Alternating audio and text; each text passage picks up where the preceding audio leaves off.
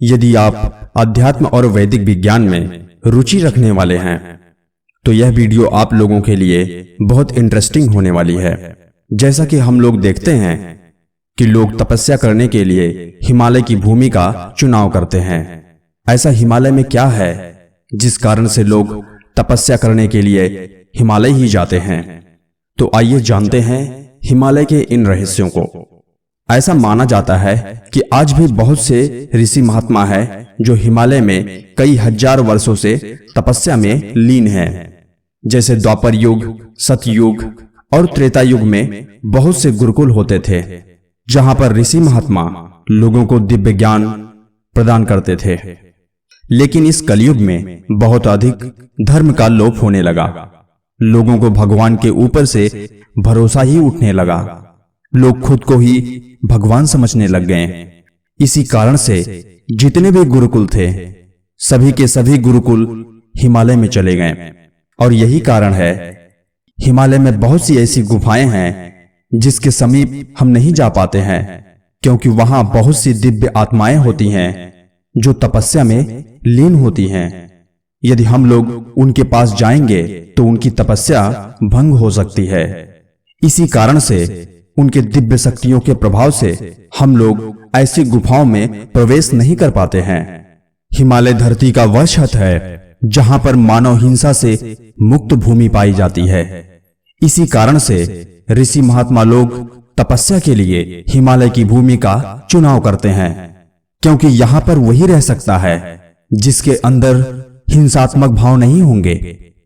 हम ही लोगों में से कितने ऐसे लोग होते हैं जो हिमालय की भूमि पर इसलिए जाते हैं कि उनको एक अच्छी सेल्फी लेनी होती है। हिमालय की महत्वता जाने बिना हिमालय में प्रवेश करेंगे तो आपको कोई भी अनुभव नहीं होगा। सिर्फ आप यही कहेंगे कि हिमालय उसे कहते हैं जो बर्फ से बना एक चट्टान होता है। तो हिमालय सिर्फ आपके लिए एक बर्फ का चट्टान ही होगा। हिमालय का वर्णन हमारे शास्त्रों में भी मिलता है कि हिमालय में आज भी देवताओं के गुरुकुल चलते हैं, जहां पर देवता लोग आकर शिक्षा ग्रहण करते हैं। इस प्रकार के गुरुकुल में वही जा सकता है जो अंदर से एक दृढ़ तपस्वी हो, अन्यथा वह नहीं जा सकता है। सबसे आश्चर्य की बात यह है कि इसी हिमालय की भूमि पर आज भी हमारे सप्तऋषि निवास करते हैं, जिन्हें हम लोग आकाश में देखते हैं, जो 7 की संख्या में एक गुच्छे में रहते हैं। पर ये सप्तऋषि हिमालय में किस जगह पर रहते हैं अभी तक किसी को कोई भी जानकारी नहीं है। इन्हीं सभी कारणों से इंसान तपस्या के लिए हिमालय जाता है कि उसे एक अच्छा ज्ञान मिल सके, जिससे वह अपने जीवन को एक शांति के मार्ग पर ले जा सके। क्योंकि एक मनुष्य जीवन का उद्देश्य ही होता है कि वह अपने जीवन में शांति कैसे प्राप्त कर सके। हमारे शास्त्रों में जितने भी विज्ञान का वर्णन है, जैसे विमान शास्त्र, ब्रह्मास्त्र, अदृश्य होने की कला और पानी के ऊपर चलना आदि, यह सभी विज्ञान आज भी हिमालय में स्थित हैं। बस इसे पाने के लिए हमें अपनी योग्यता सिद्ध करनी पड़ती है। कहने का मतलब इसके लिए आपको तपस्या करनी पड़ेगी, तब जाके आपको इस विज्ञान का ज्ञान होगा।